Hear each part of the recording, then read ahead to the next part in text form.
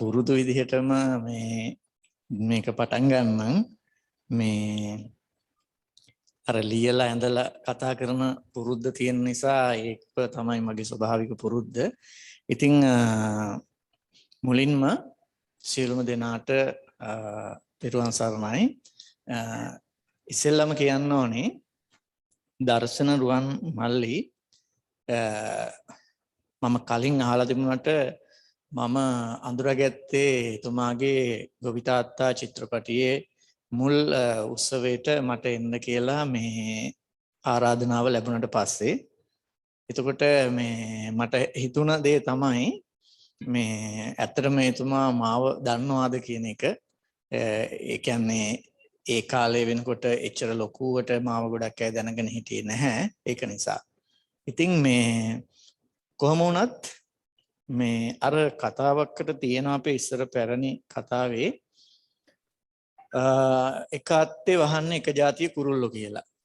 ඉතින් ඒක නිසා මේ මහ පොළොව ගැන මේ ස්වභාව ධර්මයේ ගැන එක එක්කෙනා තම තමන්ට පුළුවන් තම තමන්ගේ ශාස්ත්‍රය හරහා විවිධ අදහස් දක්වනවා. දැන් මම හිතන්නේ අපේ දර්ශනරුවන් සහෝදරයා එයාගේ කලාවේ භාවිතය තුළ ගීතයේ භාවිතය තුළ සංගීතයේ භාවිතය තුළ මේ ලෝකයේ ස්වභාව ධර්මය ඉස්මතු කරන්න උත්සාහ කරනවා. මම මගේ භාවිතය තුළ දරුවන් තුළ මේ සබාධම කෙරෙහි තියෙන අපේ බැඳීම ඉස්මතු කරන්න උත්සාහ කරනවා. ඒතර එහෙම බලපුවාම එක එක්කෙනා එක එක තමාට ඇති මාධ්‍ය තුල සබාධම ගැන යම්කිසි කතිකාවක් ඇති කරන්න උත්සාහ කරනවා. ඉතින් ඒක නිසා මට මේ අවස්ථාව ලබා දුන්න එක ගැන මම බෙහෙවින්ම ස්තුතිවන්ත වෙනවා. මගේ දේශනය නැත්නම් මගේ මේ කතිකාව මගේ මේ කරුණු ඉදිරිපත් කිරීම ගත්තොත් අපි සෑහෙන කාලයක ඉඳන් බලපුවාම මේ ලංකාවේ මේ ලෝකෙ දැන් මේ දියුණු රටවල් නැත්නම් සංවර්ධිත රටවල් වලට වඩා සංවර්ධනය වෙමින් පවතින ලංකාවේ පාරිසරික හානි වැඩි කියන එක තමයි මගේ හැඟීම. මොකද අපි ඒක මුලින්ම දකිනවා. ඒක හැමෝටම තේරෙනවා. එතකොට අපි ලෝක පරිසරය ගැනට එන්න කලින් අපි ශ්‍රී ලංකාව තුල මොකද අපේ රට දූපතක් හින්දා අපේ පරිසරය අපි රැකගන්න අපිට යම්කිසි කාර්යභාරයක් කරන්න පුළුවන්. ඉතින් ඒක නිසා අපි අපේ පරිසරය රැකගන්න ඕනි කරන තත්ත්වයට ඇවිල්ලාද කියන ප්‍රශ්නයක් ඇති වෙනවා. එතකොට මේ අපි මේ රජය විසින් මේ කාබනික ගොවිතැනක් ගැන කතා කරන්න කලින් මීට වසර 20කට විතර කලින් තමයි මම ගොඩාක් තැන්වලදී මේ පිළිබඳව කතා කරන්න ගත්තේ. නමුත් අවුරුදු 20කට විතර කලින් මම මේ කෘෂි රසායනික ද්‍රව්‍ය දිලීරනාශක වල්නාශක කුමිනාශක ඒවා භාවිතයේ නිසා සිදුවලා තියෙන පරිසර හානි ඒවා පිළිබඳව කතා කරපු ඒවා 2000 වසරේදී විතර මගේ පන්ති ආපු දරුවෝ විතරයි දැනගෙන හිටියේ. මොකද අපිට එහෙම මාධ්‍යයේ ඉඩක් හැම මේ සමාජ මාධ්‍ය කියලා ක්‍රමයක් ඒ දවස්වල තිබෙන්නේ නැති නිසා අවුරුදු 20කට විතර කලින්. දැන් හොඳට හෝ නරකට හෝ සමාජ මාධ්‍ය තියන නිසා අපිට පුළුවන් වුණා මිනිසුන්ට මේ මතය ඉදිරිපත් කරන්න. ඉතින් ඒක නිසා සමහර අය හිතනවා වෙන්න පුළුවන් මේක මේ කිසියම් ආකාරයක දේශපාලන මේ කතිකාවක් කියලා නෑ. ඇත්තට මේක දේශපාලන කතිකාවක් නෙමෙයි.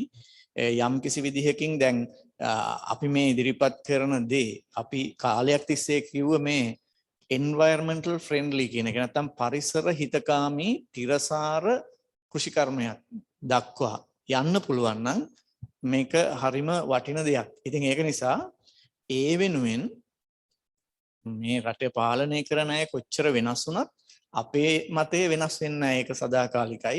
ඉතින් ඒක නිසා දැන් මේ දවස්වල මිනිස්සු අතර මෙහෙම කතිකාවක් තියෙන නිසා බොහෝ දෙනා මේ පිළිබඳව කතා කරන නිසා අපිටත් ඒකේ අවස්ථාවක් හම්බ වෙනවා මේ මතය පිළිබඳව කතා කරන්න. මොකද අපේ රටේ සමහර දේවල් එක කාලයකට ඇති වෙලා නැති වෙලා යනවනේ. ඉතින් ඒක නිසා මේ ඇතිවෙච්ච කාලය තුල අපිට ලැබිලා තියෙන අවස්ථාව තුල අපිට අපේ මතය ඉදිරිපත් කරන්න පුළුවන්.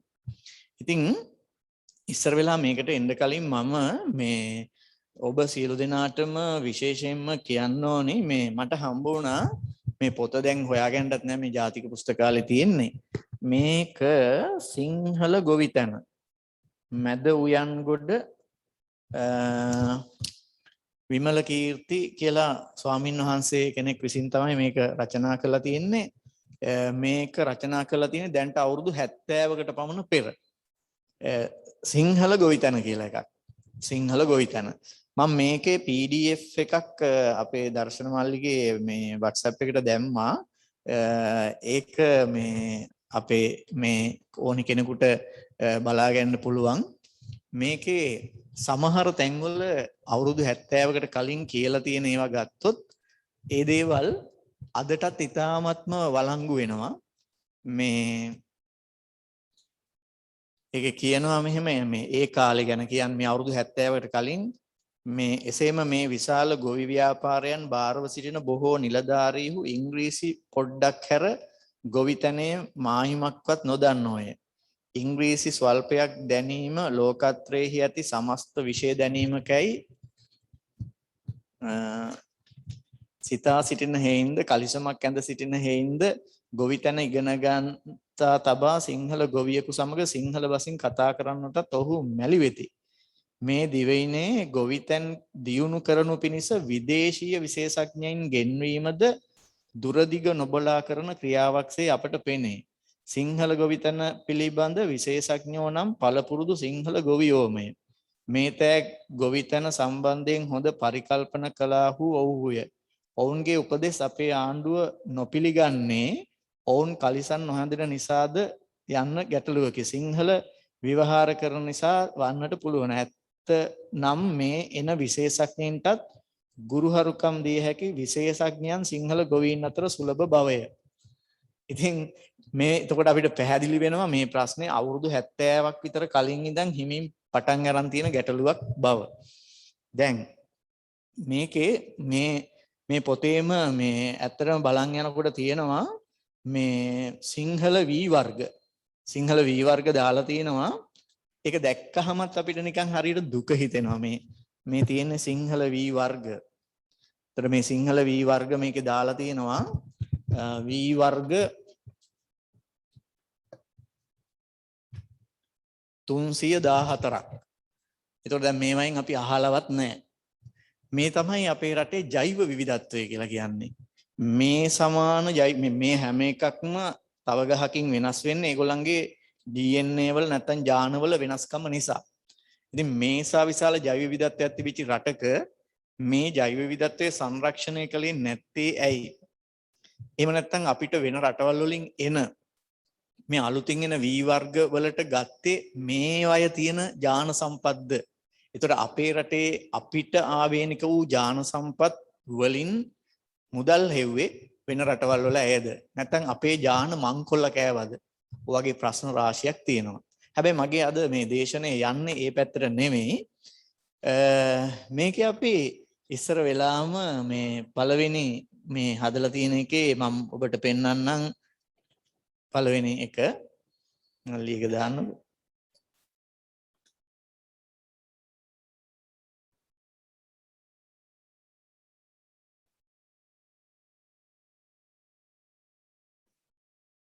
ඒක නෙමෙයි ඊළඟ එක. හරි. මෙන්න මේ වචනේ මම හිතන්නේ දර්ශන මල්ලිත් මේක වචනේ ගොඩක් පාවිච්චි කරලා තිබුණා. මේ වචනේ දැක්ක ගමන්ම අපිට හිතෙන්නේ මේක කිව්ව ගමන් දැන් මගේ පුතා ඉපදුනේ 2000 අවුරුද්දේ. 2000 අවුරුද්දේ ඉපදුනේ එයාට දැන් අවුරුදු 21යි. දැන් එයාගෙන් මම මේක පෙන්නලා අහපුවාම පුතේ මේක ඉතුරු කෑල්ල කියන්න කියපුවාම එයා ඒ ඉතුරු කෑල්ල කියනවා. මම හිතන්නේ මේ දේශනාවට සම්බන්ධ වෙන ඔබ සියලු දෙනාටමත් මේකේ ඉතුරු කෑල්ල ඔක දැක්ක ගමන් ඉතුරු කෑල්ල මතක් වෙනවා. මෙහෙම තමයි අපේ මනස වෙනස් කරේ. සමහර විට මේවට සහභාගී වෙච්ච කලාකරුවෝ නිෂ්පාදකයෝ මේ පිළිබඳ හරියට දැන හිටියේ නැතුව වෙන්න පුළුවන්. හැබැයි ඒ නිසාම තමයි පෝර තෙල් බේත් කියන වචන තමයි ඒ දවස්වල පාවිච්චි කරේ. පොහොරයි, තෙලුයි, බෙහෙතුයි. බෙහෙත් කියන වචනේ, තෙල් කියන වචනේ, තෙල් කියන්නේ හිස තෙල් ගන්නත් පාවිච්චි කරනවානේ අපි. පෝර තෙල් බෙහෙත් කියන වචනේ තමයි ගොවියා තුළට ගියේ. නමුත් මේවා යන්න තිබුණේ වෙන වචනකින්. ඒ තමයි වස සහ විස කියලා යන්න තිබුණේ. ඇත්තටම ගොවියාගේ හිතමිතුරු කවුද? ගොවියාගේ හිතමිතුරු කවුද? ගොවියාගේ හිතමිතුරෝ ඊළඟ එකේදී ඇත්තටම අපිට බලන්න පුළුවන් ඇත්ත හිතමිතුරෝ. දෙවෙනි එකේදී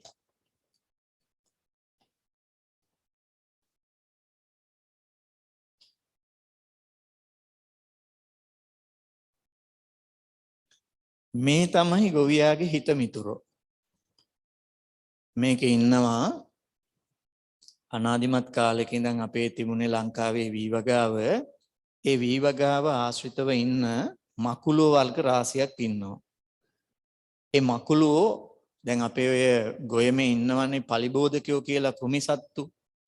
එතකොට ඒ කෘමිසත්තුන්ව අල්ලගෙන කන මකුළුවෝ. ඒ වගේම මේ ඒ කියන්නේ විලෝපීන් කියලා අපි කියන්නේ. ඒ වගේ අය. ඔය එක මකුළුවෙක් මන් දැක්කුවාට මකුළුව වර්ග 20කට වඩා ඉන්නවා. ඊළඟට අනිත් එක තමයි බත්කූරෝ. බත්කූරෝ වර්ගත් විශාල සංඛ්‍යාවක් ඉන්නවා. ඒගොල්ලොත් විලෝපික අය. එතකොට ඒ බත්කූරෝ කීඩෑවන්ව අල්ලගෙන කනවා. එතකොට ඊළඟට මම දාලා තියෙනවා මීමැස්සා. ලෝකේ දැන් ඩාවින් කියනවා ලෝකේ මීමැස්ස අතුරුදහන් වුණොත් ලෝකේ මිනිස්සු මතුරුදහන් වෙයි කියලා. ඒ තරම් සම්බන්ධයක් තියෙනවා කියලා. ඒක හරියටම හරි. මොකද පරාගන කටයුතු කරන්නේ මීමැස්ස. ඒ පරාගන කටයුතු කරේ නැති වුණොත් එහෙම අපිට ආහාර නැතුව යනවා. ඒක ඇත්ත. මේ ඊළඟට තියෙන්නේ අන්තිමටම තියෙන්නේ ඔය දම්පාට වගේ මලක්. ඒක සමහර අය දැකලා ඇති ෆැෂන් ෆෘට් මලක්. ඔය ෆැෂන් ෆෘට් මලේ ඉන්නවා ඒක පරාගනය කරන්න මීමැස්සට බෑ. මොකද මීමැස්ස පොඩි වැඩි ඒකට. ඕකට ගොඩක් ප්‍රදේශවල කියන්නේ අම්බලම් පාලුවා කියලා. මම දන්න මේ නම ආවේ කොහොමද කියලා. මීමැස්සට වඩා ටිකක් ලොකු කළු පාට මේ සතෙක් කෘමියෙක්. එතකොට එයාට විතරමයි ඔය ෆැෂන් ෆෘට් මලක් පරාගනය කරන්න පුළුවන්. එතකොට මේ සතා පරිසරේ නැති වෙලා ගියකොට ෆැෂන් ෆෘට් වල දැන් වකා කරන්නේ මම දැකලා තියෙනවා උදේ පාන්දර අර මේ පරාග අරගෙන ඉවරලා ඇඟිල්ලෙන් මල් වල ගාගෙන යනවා. ඒ කියන්නේ මේ සතා කරපු වැඩි අපි කරේ නැත්තම් ගෙඩි හැදෙන්නේ නැහැ. ඉතින් ඔන්න ඕක තමයි தત્ත්වේ. මේ තමයි ගොවියන්ගේ සැබෑ හිතමිතුරෝ. දැන් අපි බලමු මේ දැන් මේගොල්ලන්ට මොකද්ද උනේ? මේ සැබෑ හිතමිතුරන්ට මොකද්ද උනේ? ඒ තමයි මෙන්න මේක. මේ සැබෑ මේ හිතමිතුරන්ට උනේ දැන් මේ ලෝකේ මේ සියටල් කියනවා මේ ජීවන ජාලයක් තියෙන කියලා. සියටල් කියලා කියන්නේ ඇමරිකාවේ රතු ඉන්දියානු නායකයෙක් ඇමරිකාවේ ජීවත් වෙච්ච මේ සුදු ජාතිකයින් ගිහිල්ලා ඇමරිකාව යටත් කරගන්න කලින්. එතකොට එයා කියනවා මේ තනි ජීවීන් විදිහට මේ ලෝකේ පැවැත්මක් නැහැ කියලා. තනි ජීවීන් විදිහට මේ ලෝකේ පැවැත්මක් නැහැ. ඒක ඇත්ත. මොකද මේ සියලුම ජීවීන් ඔක්කොම එකට සම්බන්ධයි. මේක නෙට්වර්ක් එකක් වගේ. මේ නෙට්වර්ක් එකේ තියෙන එකක් විනාශ කළොත් මේ පද්ධතියම අවුල් වෙනවා. ඒ කියන්නේ මේ අපි කියනවා මේකට නැචරල් බැලන්ස් කියලා. ස්වභාව ධර්මයේ තියෙන ස්වභාවික සමතුලිතතාවය කියන එක. ස්වභාවික සමතුලිතතාවය කියන එක. ඒ කියන්නේ දැන් මෙන්න මෙහෙමයි. දැන් අපි හිතමුකෝ කුඹුරක කීඩෑවෝ කියලා හිතමුකෝ. කුඹුරක කීඩෑවෝ සංඛ්‍යාව මේ විදිහට මෙහෙම වැඩි වීගෙන යනකොට අර මං කිව්ව බත්කූරන්ට ඊළඟට මකුළුවන්ට වගේ විලෝපීන්ට ඒගොල්ලන්ව ආහාරයට ගන්න පුළුවන්නේ. ඒ ආහාරයට ගන්න පුළුවන් හින්දා ඒගොල්ලන්ට ආහාර වැඩි වෙනවා. එතකොට කීඩෑවෝ මෙහෙම සංඛ්‍යාව වැඩි වෙනකොට අර ඒ ගොවියාගේ හිතමිතුරු කෘමීන් ටික ඉන්නවනේ. ඒගොල්ලන්ගේ සංඛ්‍යාව වැඩි වෙනවා. මොකද ඒගොල්ලන්ට ආහාර වැඩි වෙනවනේ. ඊට පස්සේ මොකද වෙන්නේ? අර කීඩෑවුවන්ව මේගොල්ලෝ අල්ලගෙන කනවනේ. අල්ලගෙන කනකොට මොකද වෙන්නේ? කීඩෑවන්ගේ සංඛ්‍යාව මොනවා වෙනවද? අඩු වෙන්න ගන්නවා. එතකොට කීඩෑවන්ගේ සංඛ්‍යාව අඩු වෙනකොට මේගොල්ලන්ට ආහාර අඩු වෙනවනේ. එතකොට මේගොල්ලන්ගේ සංඛ්‍යාවත් අඩු වෙලා ඇත්තටම දැන් මෙහෙම වෙන්නේ. මෙහෙම. ඔන්න දැන් අපි නු පලිබෝධකයෝ කියලා ඒගොල්ලෝ ඔන්න ඔහොම වැඩි වෙනවා. වැඩි වෙනකොට අර හිතමිතුරු ජීවීන්ගේ සංඛ්‍යාවත් ඔහොම වැඩි වෙනවා. මේගොල්ලෝ වැඩි වෙනකොට මේගොල්ලෝ අඩු වෙනවා. ඊට පස්සේ මෙයාලත් ඔහොම අඩු වෙලා අන්තිමට මෙන්න මෙහෙම බැලන්ස් වෙලා පවතිනවා. එතකොට ඕකට තමයි කියන්නේ අපි නැචරල් බැලන්ස් කියලා. ඒ කියන්නේ කීඩෑවන්ගේ සංඛ්‍යාව ආර්ථික හානියක් ඇති කරන මට්ටමට වැඩි වෙන්නේ නැහැ අර ඉන්න සත්තු ටික නිසා. මේකට කියනවා නැචරල් බැලන්ස් කියලා. දැන් මේ 1950 60 70 වගේ කාලෙදී ආපු කෘමිනාශක, දිලීරනාශක, වල්නාශක ඔක්කොටම පොදුවේ කියන අපි පලිබෝධනාශක කියලා. ඒ පලිබෝධනාශක ඇප්ලයි කරපුවාම ඇත්තටම උනේ අර නැචරල් බැලන්ස් එක කැඩිලා ගියා.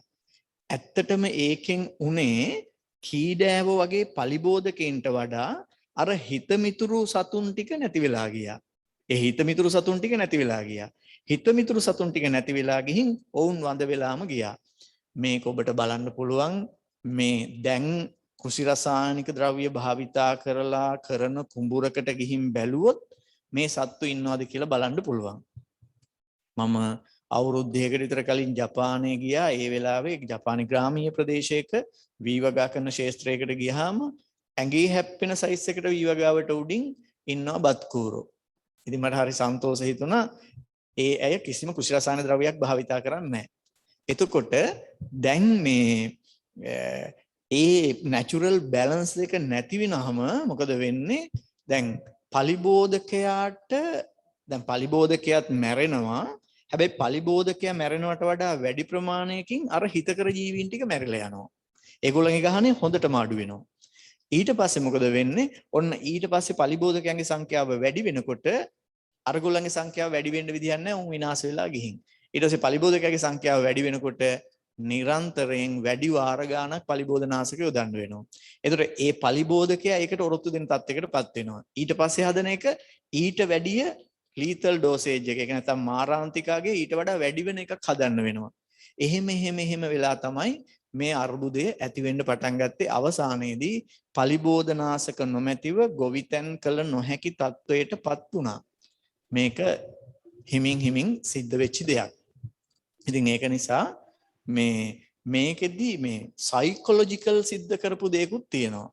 දැන් අපි ගත්තොත් එහෙම මේ ශ්‍රී ලංකාවේ කෙම් ක්‍රම කියන එක ගත්තොත් මේ දැන් ඇත්තටම කියනවා නම් මේ දැන් කෙම් ක්‍රම ගැන මම මෙතෙන්දි කතා කරන්න යන්නේ නැහැ විශේෂයෙන්ම. මොකද ඒ ගැන කතා කරන්න ගියොත් එහෙම තියෙනවා පැයක් විතර වගේ කතා කරන්න. අර මං කියපු සඳහන් කරපු පොතේ එක පරිච්ඡේදයක්ම තියෙනවා මේ කෙම් ක්‍රම පිළිබඳව. මේ ඉතින් ඒක නිසා මං ඒක කතා කරන්න යන්නේ නැහැ. මට කියන්න ඕනි මෙන්න මේකයි. ඒ කියන්නේ අපේ ඒ කාලේ හිටපු මිනිස්සුන්ගේ ගොවීන්ගේ ජන මනස වෙනස් කරේ කොහොමද කියන එක. ඒ කියන්නේ මේ හරිම සූක්ෂම ලෙස ඒක කළා. ඒක ඊටාම සූක්ෂම ලෙස කරා. ඒක මම මෙහෙම පෙන්වන්නම් ඕගොල්ලන්ට. මේ මෙහෙමනේ ඕක එන්නේ ලංකාවේ කෙම් ක්‍රම. ඔහොමනේ ආවේ. එතකොට මේකෙන් ලන් ඊට පස්සේ කෙම්. ඒක ලස්සනට නමක් හදාගන්න පුළුවන් වුණා. හරිද? ඒ කියන්නේ මේක හරියට කෙමක් වගේ තමයි කියන අදහසකුත් මේකෙන් දෙන්න උත්සාහ කරා. ඒක ඉතාමත්ම සූක්ෂමව කරලා තියෙන්නේ. හරිද? ඔව්. එතකොට ඒක එක අතකින් කෙමිස්ට්‍රි කියන වචනේ අරගෙන කෙම් කියලා කියන්න පුළුවන්. එහෙම නැත්නම් මේ අර පරණ පුරුදු වචනේ ගොවියට හරි හොඳ. හැබැයි මේක හොඳ මානසික ඔපරේෂන් එකක්. ඒ කියන්නේ හොඳ මෙන්ටල් මේ ඔපරේෂන් එකක් තමයි මේ කරලා තියෙන්නේ. හරිම ලස්සනට මේක කරලා තියෙනවා. අපිට ඒ කාලේ අපි දැක්ක ඒ ඇඩ්ඩෙම පුදුම ආකර්ශනීයයි. ඒ කියන්නේ අපිට ඒවා කටපාඩම් වෙන තත්ත්වයකටපත් වුණා. පුංචි ඇයට පවා ඒක කටපාඩම් වෙලා මේවා සාමාන්‍ය නරක දේවල් නෙමෙයි. ඉතාමත්ම හොඳ දේවල් බවට ඌ යම්කිසි වැඩපිළිවෙලක් ඇඩ්වර්ටයිසිං වලින් විවිධ ඒවා හරහා නිර්මාණය කරනු ලැබුවා. ඒ නිසා වසර 20ක් විතර යන තෙක් අපිට මේ වස විස කියන එක පෙනුනේ තෙල් පෝර බෙහෙත් ලෙස. දැන් තමයි අපිට ඒවා වස විස ලෙස පේන්න පටන් ගන්න තියෙන්නේ. ඒ වෙනකොට අපිට වෙන්න ඕනි දේවල් වෙලා ඉවරයි. අපි දැන් රජරට ප්‍රදේශයේ අරන් බැලුවොතින් එහෙම මේ රජරට ප්‍රදේශයේ සාමාන්‍යයෙන් එක ගත්තොත් එහෙම එක මේ පවුලක් ඒ පවුලක කවුරු හරි CKDU නැත්තම් මේ හේතු හඳුනා නොගත් වකුගඩු රෝගයෙන් පෙළෙන අය ඉන්නවා. දැන් ඒක හරි ලස්සන මාතෘකාවකුත් ඉස්සරහට එනවනේ නේද? හේතු හඳුනා නොගත් වකුගඩු රෝගය කියලා. දැන් මේකෙදි එක එක ලංකාවේ ඉන්න විද්වතුන් එක එක මත ප්‍රකාශ කරනවා. දැන් එක මතයක් තමයි මේ ප්‍රදේශවල වතුරේ තියෙන කැල්සියම් වැඩි, කටිනත්වය වැඩි. ඒ කියන්නේ මේ ලවණ සහ ಖನಿජ ප්‍රමාණය වතුරේ වැඩි. ඒක නිසා තමයි මේ රෝගේ හැදෙන්නේ කියලා. හැබැයි එතකොට අපිට පොඩි ප්‍රශ්නයක් එනවා. මේ ප්‍රශ්නේ තමයි මේ කටිනත්වය මේ මෙකල ඊටාම විශේෂයෙන් ඇති වෙච්ච එකක්ද? එහෙම නැත්නම් මේ කටිනත්වය ඉස්සර ඉඳන්ම තිබුණාද කියන එක. ඒක ප්‍රශ්නයක් තියෙනවා. ඒ කියන්නේ එහෙනම් ඊට කලින් දැන් අපි හිතමුකෝ මීට අවුරුදු 100කට විතර පිටිපස්සට ගියොතින් එහෙම ඒ කාලෙත් මේ ප්‍රදේශවල ජලයේ කටිනත්වයක් තිබුණා. මේ කටිනත්වය කියන එක මේ එක පාට පටස් ගාලා මතුවෙච්ච එකක් නෙමෙයි. ඒතර ඒ කාලේ කටිනත්වයේ තිබිලත් මේ රෝගය නොතිබුණේ ඇයි? ඔන්නෝම ප්‍රශ්නයක් එන්නේ නැද්ද අපිට? ඒ කාලෙත් මේ කටිනත්වයේ තිබිලත් මේ රෝගය නොතිබුණේ ඇයි? අපිට ප්‍රශ්නයක් එනවා අපිට එතෙන්දී. එතකොට මේ දැන් කටිනත්වේ නම් ඒකට හේතුව ඒක එහෙම වෙන්න එපා. ඊළඟට අනිත් එක තමයි දැන් මේ අපි මේ ගන්නේ උතුරු මැද පළාතනේ. අපි උතුරු පළාතට යමු. යාපනයේ එතකොට කිලිනොච්චිය එතකොට ඒ ප්‍රදේශයේ ගත්තොත් එහෙම වන්නි දිස්ත්‍රික්කයේ ඒ වගේ ප්‍රදේශ ගත්තොත් ඒ ප්‍රදේශවල වතුරේ කටිනත්වය නැද්ද තියෙනවද? ඒ ප්‍රදේශවලත් වතුරේ කටිනත්වය තියෙනවා. එතකොට ඒ ප්‍රදේශවල කෘෂිකර්මය කරනවද නැද්ද? දැන් යුද්ධයෙන් පස්සේ සෑහෙන්න කෘෂිකාර්මික කටයුතු ප්‍රදේශවල දියුණු වෙලා තියෙනවා. ඒ ප්‍රදේශවලින් ඇයි මේ හේතු හඳුනානුගත් වකුගඩු රෝගීන් වාර්තා නොවෙන්නේ? අන්න එතකොට පොඩි ප්‍රශ්නයක් අපිට මතුවෙනවා. මොකද්ද මේ වෙලා තියෙන්නේ කියලා.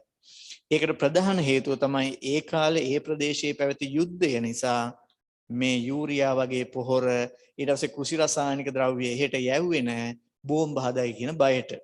විශේෂයෙන්ම කෘෂි රසායනික ද්‍රව්‍ය එහෙට ගියේ නැහැ. ඒ ගියේ නැති එකේ ප්‍රතිඵලය තමයි ඒගොල්ලන්ට මේ වකුගඩු රෝගේ නැත්තේ නේද කියලා අපිට හිතන්න පුළුවන්, උපකල්පනය කරන්න පුළුවන්. ඔන්න ඔය වගේ ප්‍රශ්න ගොඩක් තියෙනවා.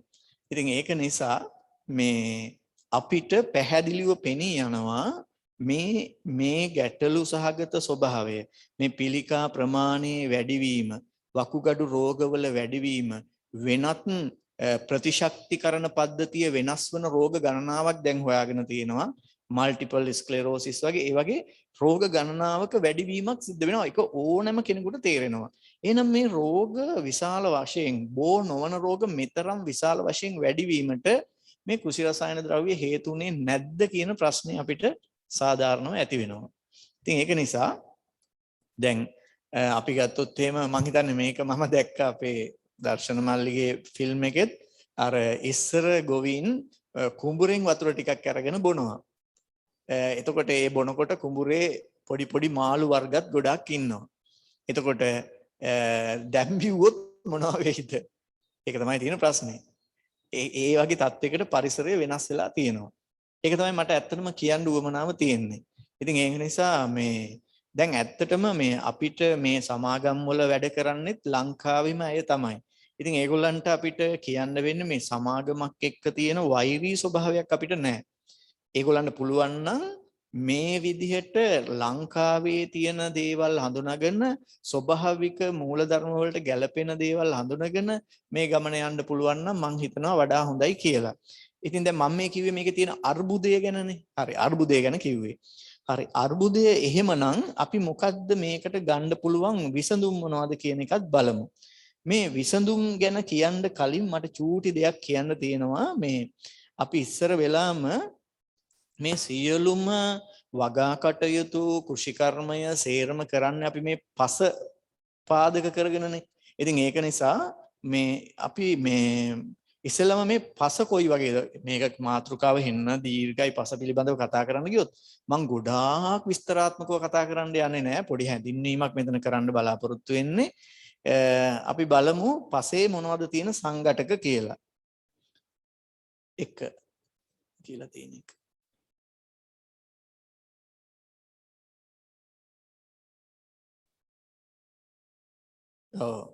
දැන් මේ පසේ තියෙන සංඝටක ගත්තොත් එහෙම පසේ ඝන කොටසක් තියෙනවා, ජලය තියෙනවා, පාංශු වාතය ඉන්නවා, පාංශු ජීවීන් ඉන්නවා. ඒතර පාංශු ඝන ද්‍රව්‍ය කියන එකේ තියෙනවා පාංශු khනිජ සහ පාංශු කාබනික ද්‍රව්‍ය කියලා. ඒක ඔයගලන්ට මම මෙහෙම පෙන්නන්නම් ඊළඟ එකෙන් ප්‍රස්ථාරෙන්. ඒ ප්‍රස්ථාරේ බලපුවාම පේනවා හොඳ පසක වතුර 125ක් තියෙන්න ඕනි. මේ පස් අංශු අතර හුලං 125ක් තියෙන්න ඕනි. ඊට පස්සේ අකාබනික ද්‍රව්‍ය කියලා කියන්නේ අපි සාමාන්‍ය ව්‍යවහාර කියන්නේ වැලි, මැටි, රොන් මඩ ඒ වගේ ඒවා. කාබනික ද්‍රව්‍යයක් තියෙන්න ඕනි. කාබනික ද්‍රව්‍ය අඩුම ගානේ 105ක්වත් තියෙන්න ඕනි. ඒ කාබනික ද්‍රව්‍ය වලට අයිති වෙනවා ශාක සතුන් මැරිලා පසට එකතු වෙන ඒවයි දැනට පණ තියෙන ජීවීනුයි. හරි. අපි ඊළඟ එකට යමු. ඊළඟ එකට ගියාම තියෙනවා පසේ සංඝටකනේ ඔය කිව්වේ. ඒ වගේම පසේ ලක්ෂණ කියලා જાතියක් තියෙනවා. ඒකෙදි තියෙනවා පසේ වයනය, ව්‍යුහය, වර්ණය, ඝනත්වය, සෛවරතාවය වගේ ඒවා. ඒවට කියන්නේ භෞතික ලක්ෂණ කියලා. ඒතර පසේ රසායනික ලක්ෂණ ගත්තොත් පසේ කලිල ස්වභාවය, පසේ pH අගය, කැටායන හුමාරුදාරිතාවය, පාංශු ලවණතාවය, එතකොට කාබන් නයිට්‍රජන් අනුපාතය, ඒ වගේ ඒවත් වැදගත් වෙනවා. ඕකෙන් මම යන්නම් 4 වෙනි පිටුවට. මෙන්න මේක හරීම වැදගත් වෙනවා. මේ පාංශු කලිල කියන්නේ මොනවද කියන එක.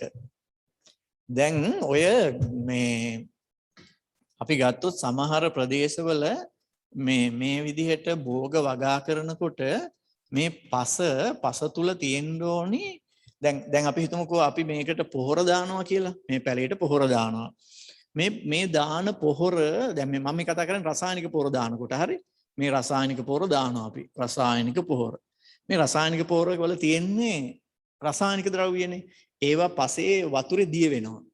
මේ පසේ තියෙන පාංශු ජලයේ දිය වෙනවා.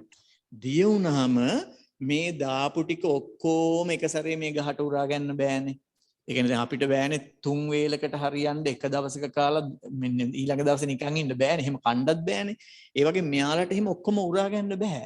එතකොට මේ දාපු පොහොරෙන් ලැබෙන අයන ඒව රඳවලා තියාගන්න ඕනි. දැන් අපි හිතමුකෝ යූරියා දැම්මොත් NH4 ධන අයන තමයි ඒකේ අන්තිමට දිය වෙලා හැදෙන්නේ. එතකොට මේ පසේ තියෙනවා හරිද මෙන්න මේ වගේ මැටි අංශු තියෙනවා. ඒ මැටි අංශු වල මේ පෘෂ්ඨයේ ඍණ ආරෝපිතයි. මේක ධන අයනයක්නේ. ඒ හින්දා මේකට ආකර්ෂණය වෙලා තියෙනවා මෙහෙම. ආකර්ෂණය වෙලා තියෙනවා. ඒ ආකර්ෂණය වෙලා තියෙන හින්දා මේක ගැඹුරට මේ කාන්දු වෙලා යන්නේ නැහැ. ඊළඟට මැටි අංශු වගේම ආය තියෙනවා මේ කාබනික ද්‍රව්‍ය ජීර්ණය වෙලා ලැබෙන හියුමස් කියන අංශු. ඒවයත් පෘෂ්ඨයේ ඍණ ආරෝපිතයි.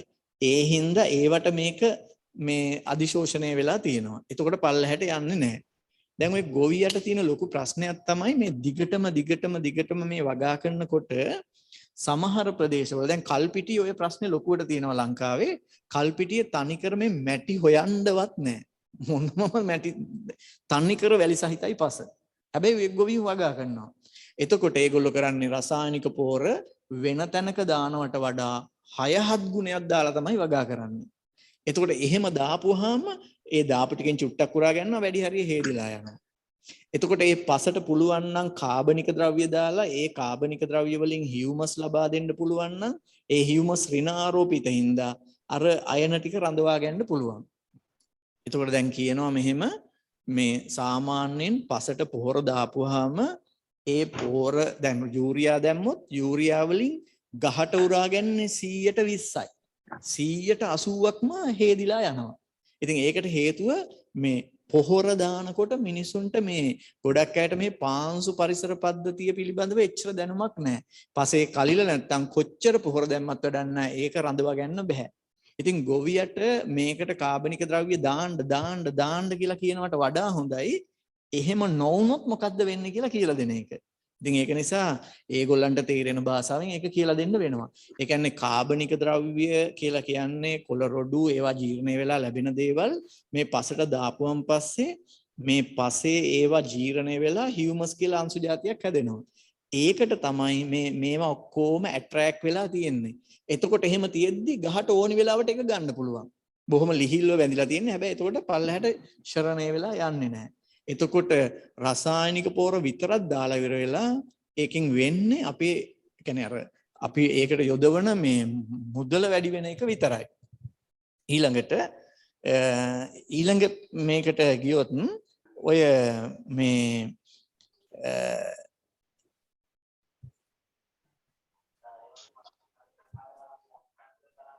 අපිට මේ ඊළඟට බලන්න පුළුවන් මෙන්න මේ ගහ. ඒතර මේ ගස් ටික මම මේ පෙන්වන්නේ මේ තියෙන පැණිතෝර කියන ගහ. ඊට පස්සේ අපි ඊළඟ එකට යමු. මේක නම් හැමෝම දන්නවනේ ඔය වැටමාර කියලා කියනවා, ගිනිසීරියා කියලා කියනවා නේද? ඔව් ඇත්තම නම ග්ලිරිසීඩියා කියන එක. ඊට පස්සේ මේ ඊළඟ එක ඇවිල්ලා ඔයගොල්ලෝ හැමෝම දන්නවා මේ එරබොදු කියන එක. එරබොදු කියන ශාක වර්ගය හරි. ඊට පස්සේ මේ තියෙන්නේ ඊළඟ එක ලස්සන ගහක් මේකට කියන්නේ පිල කියලා. පිල. ඊට පස්සේ ඊළඟ එකට ගියාම මේකත් දන්නවා. හැබැයි මේක නම් විදේශීය ශාකයක්. වල් සූර්යකාන්ත කියන එක. එතකොට මේ මම මේ ගස් ටික පෙන්වුවයි දන්නවද? අන්නේ ගස්වල කොළ මේ පසට දාපුවාම ඒ ගස්වල කොළ අරගෙන මේ ඒ වයින් පෝර හදලා පසට දාපුවාම පසට ගොඩක් නයිට්‍රජන් ලැබෙනවා. මොනවා හරි කොළ ටිකක් දාලා හරියන්නේ නැහැ. සමහර කොළ වර්ගවල නයිට්‍රජන් හරි අඩුයි. මේ ඇත්තටම කියනවා නම් මේ වගාවේදී ගොවීන්ට ගොඩාක්ම වැදගත් වෙන්නේ මේ ගොඩක්ම ගහ වැඩිපුරම උරා ගන්න බලන්නේ නයිට්‍රජන්. ඔය ඒකනේ අර මේ ගස් වර්ධනයේ බාල වෙලා පත්‍ර කහපාට වෙලා කියලා ටීවී එකට පව ඇවිල්ලා සමහර ගොවීන් පෙන්වන්නේ ඒ නයිට්‍රජන් හිඟවීම නිසා. මොකද නයිට්‍රජන් ගොඩක් ඕනි ගහකට වර්ධනය වෙන්න. ඒතර මොනවා හරි කොළ ටිකක් දැම්මට වැඩක් නැහැ. අර ඒ වගේ නයිට්‍රජන් ප්‍රතිශතය වැඩි කොළ වර්ග දාන්න ඕනි. ඊට පස්සේ අපි යමු පසේ ඉන්න ජීවීන් ගැන. පසේ ඉන්න ජීවීන්. මේ පසේ ඉන්න ජීවීන් ගත්තාම ජීවීන් කාණ්ඩ දෙකකට බෙදන්න පුළුවන්. ඇහැට පේන ඇයයි ඇහැට පේන්නේ නැති ඇයයි. දැන් ඔය මහා ජීවීන් සුද්ධ ජීවීන් කියලා ඉන්නේ. ඔය කුරුමිනියෝ, කූඹියෝ, වේයෝ, හැකරැල්ලෝ වගේ ගොඩක් අය ඉන්නවනේ. සුද්ධ ජීවීනුත් ඉන්නවා ඇහැට පේන්නේ නැති අය. හරි අපි ඊළඟ පිටුවට යමු. දැන් ඔබ දන්නවද මේ ඔය සමහර රටවල් වල පසේ සරු බව බලන්න කරන එකක් තමයි වර්ග මීටරයක ප්‍රමාණයක් තුල ඉන්න මේ රෙඩ් වර්ම්ස් කියන අය. නැත්නම් මේ රතු පාට ගැඩවිල් පණුව සංඛ්‍යාව ගණන් කරන එක. ඒ කියන්නේ ඒක තමයි සොයිල් ටෙස්ට් එක ඒගොල්ලන්ගේ. වර්ග මීටරයක් අරගෙන මේ වගේ මේ පසේ වර්ග මීටරයක් ගන්නවා. මේ මාරි වර්ග මීටරයක් අරගෙන හාරලා මොකද ඔවුන් මේ පසේ මෙහෙම ගත්තොත් එimhe මේ මතු පිට ටිකේ විතරයි මේ පල්ලහැට යන්න උන් ඉන්නේ නැහැ. හරි මේ මතු පිට පසේ වර්ග මීටරයක ප්‍රමාණයක් අරගෙන ඒකේ ගැඩිවෙල් පණුව රෙඩ් වර්ම්ස්ලා කී දෙනෙක් ඉන්නවද කියන එක. සාමාන්‍යයෙන් ඒකෙදි කියනවා 20ක්වත් ඉන්නවා නම් පස සරුයි කියලා. ඔබ හොයලා බැලුවොත් සමහර ප්‍රදේශවල එකෙක්වත් නැහැ. එක ගැඩිවෙල් පණුවෙක්වත් නැහැ. ඒ කියන්නේ පස අන්තිම નિසරු වෙලා පස විස වෙලා ඩෙඩ් සොයිල් එකක් අපේ රටේ තියෙන සමහර ප්‍රදේශවල. ඒකට ප්‍රධාන හේතුව තමයි මේ අනිසි ලෙස පලිබෝධනාශක සහ රසායනික පොහොර භාවිතා කිරීම. තව ඉන්නවා මේ ජීවීන් පසේ මම පෙන්නන්නම් මෙයාලා නම් මේ එච්චර මිනිසු කැමති නැහැ. ගෙවල් ආශ්‍රිතව වැඩිපුර එනවට වේයා. නමුත් වේයා මහත් වූ සේවයක් කරනවා පසට එකතු වන කාබනික ද්‍රව්‍ය ජීර්ණය කිරීම සම්බන්ධයෙන්. ඊළඟ එකට ගියොත් ඔබට පුදුම හිතෙයි මේ හැකරල්ලා මෙච්චර මේ පසට යම් සේවයක් කරනවාද කියන එක. කාබනික ද්‍රව්‍ය වියෝජනයේදී පුදුම සේවයක් කරනවා. ඔය ඕනෑම ජීවියෙකුට බලන්න, ඔය ඕනෑම ජීවියෙකුට ඔය කෘෂි රසායනික ද්‍රව්‍යයක් දාලා බලන්න ඌට මොකද වෙන්නේ කියලා. සාන්ද්‍රණයෙන් දාන්න ඕන යන්තම් ගහලා බලන්න මොකද වෙන්නේ කියලා. සම්පූර්ණයෙන්ම විනාශ වෙලා යනවා. එතකොට අපේ මේ පසේ අර මං ආපහු සියටල් කිව්ව කතාවට එනවා. මේ සම්පූර්ණ මේ ඇත්තම කියනවා නම් ජීවීන්ගේ ජාලයක්, නෙට්වර්ක් එකක් තියෙන්නේ පස ඇතුලේ. මේ නෙට්වර්ක් එක කැඩිලා ගිය කල පසේ පෝෂණය සම්පූර්ණයෙන් දුර්වල වෙනවා. එතකොට දැන් මේ රසායනික ද්‍රව්‍ය දාන්න ගත්තාම කාලයක් යනකොට ඉස්සර වෙලාම වෙන්නේ පසේ පාංශු ජෛව පද්ධතිය මුළු මුනින්ම බිඳ වැටෙනවා. soil biological system එකක් නැත්නම් soil ecosystem කියන එක මුළු මනින්ම බිඳ වැටෙනවා. ඒ මුළු මනින්ම බිඳ වැටුණාට පස්සේ රසායනික පොහොර නැතුව අපිට මේක කරගෙන යන්න බැරි තත්යකටපත් වෙනවා. අද වෙනකොට මේක තමයි අපි මුහුණ දීලා තියෙන දේ. දැන් මම මේකෙදි කියන්න යන්නේ නැහැ. මෙන්න මේ වගේ මතයක මම නැහැ. කොයි වගේද? මුළු ලංකාවම එකම විදිහට environmental friendly විදිහට නැත්නම් මුළු ලංකාවම ඕගනික් විදිහට වගා කරන්න ඕනි කියන අදහසේ මම නැහැ. මොකද මිනිස්සු විවිධයි. මගේ තියෙන්නේ පොඩි ඉල්ලීමක්. ඒ ඉල්ලීම තමයි මේ මිහිතලය රැක ගැනීම වෙනුවෙන් මිහිතලයට ආදරය කරන ගොවි මහත්තුන්ගෙන් කරන කාරුණික ඉල්ලීමක්. ඔබට පුළුවන් නම් ඔබ මේකට මාරු වෙන්න. අවුරුදු 2ක් විතර ගත වෙනකොට ඔබට සාර්ථක තිරසාර බිඳ නොවැටෙන බගා ශේත්‍රයක් හදාගන්න පුළුවන්. ඒක මට ස්ථීරවම ඔප්පු කරලා පෙන්වන්න පුළුවන්. ඒ කියන්නේ ඒක මම ප්‍රායෝගිකවත් කරනු ලබනවා. ඉතින් ඒක නිසා තව ටික කාලෙකින් ඕනනම් මම ඔයගලන්ට අවස්ථාව දෙන්නම්. ඇවිල්ලා බලන්න මම ඒ විදිහට මොඩල් එකක් හදාගෙන යනවා. ඒ මොඩල් එක තුල ඒ කියන්නේ අක්කරයක ඉඩමක් අරගෙන මොඩල් එකක් හදනවා. මේක කරන්න පුළුවන් කියන දේ පෙන්වන්න. ඉතින් ඕන කෙනෙකුට ඇවිල්ලා ඒක බලා ගන්න මම අවස්ථාව ලබා දෙනවා. මේ ඇත්තටම මේක කරන්න පුළුවන්.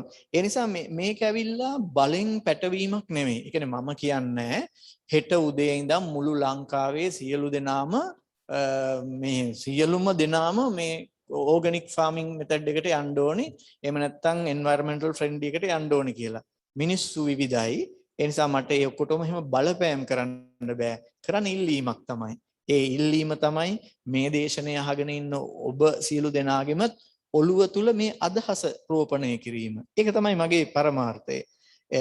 අපි හිතමුකෝ මේක දැන් ගොවීන්ට කිව්වොත් මේ දේ 100 දෙනෙක් ගොවීන්ට කියනකොට 10 දෙනෙක් මේක අරගෙන ඔව් ඇත්ත තමයි මේ කියන කතාව මේකට ආපහු යන්න පුළුවන් කියලා අහලා ඒ අය මගෙන් අහනවා නම් මේවට මොනවද සර් කරන්න පුළුවන් මේකට මොනවද කරන්න පුළුවන් කියලා ආන්නෙම කතිකාවක් ඒගොල්ලොත් එක්ක ඇති කරගෙන ටික අපිට මේක ඒ කියන්නේ මෙහෙමයි